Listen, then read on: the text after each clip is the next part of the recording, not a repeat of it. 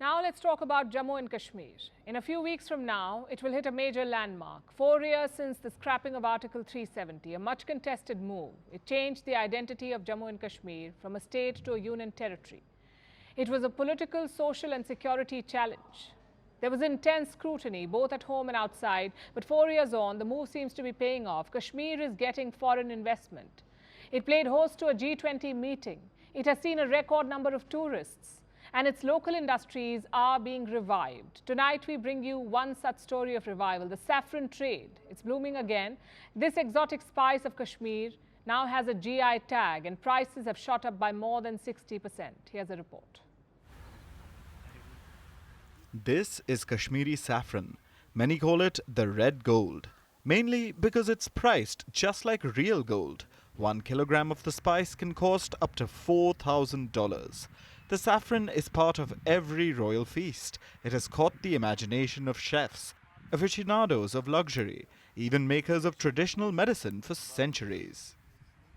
Kashmiri saffron was sought after around the world, and its producers enjoyed worldwide recognition. But the king of spices was on the verge of extinction. This is the home of Kashmiri saffron, Pampore, a tiny town right outside the capital city of Srinagar. Many buyers of saffron called Pampore the capital of saffron. More than 20,000 families farm it. They cultivate the saffron completely by hand. They plant the saffron flower between July and September. Roughly 8 weeks later, they pluck the flowers and separate each saffron strand by hand. It takes as many as 150,000 flowers to produce 1 kilo of saffron.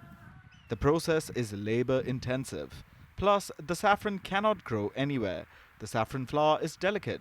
It's usually planted at an altitude of over 1,600 meters. That's why the Kashmiri saffron is so expensive. In recent decades, the process became a liability. Since the late 1990s, there was a rapid decline in production. Locals claimed the land for cultivation was shrinking, and climate change rapidly eroded the soil. Frequent droughts and falling water levels destroyed its fertility.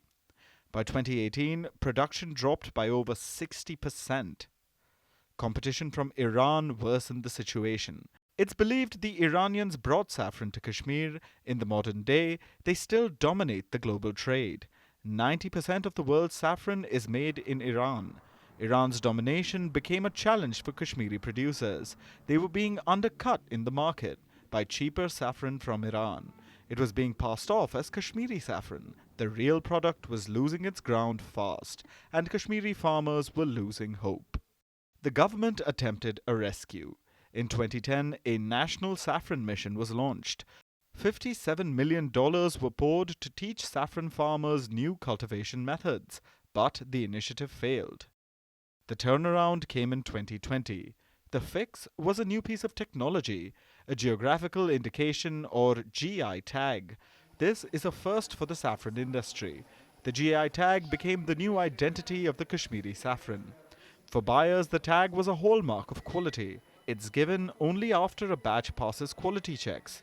The G.I Tag has restored trust. It helped in fighting off the competition and verifying the product's authenticity. The buyers are now making a beeline. Earlier this month, the Kashmiri saffron became 5 times more expensive than silver. About 10 grams of spice was trading at around $40. Despite the steep prices, buyers from lucrative markets like the US, Europe and Canada are picking up Kashmir saffron again. In a short span of time, the humble G.I Tag has secured 3 wins. It has helped in building trust, re-established the market for the Kashmir saffron, and put the valley back on the world map.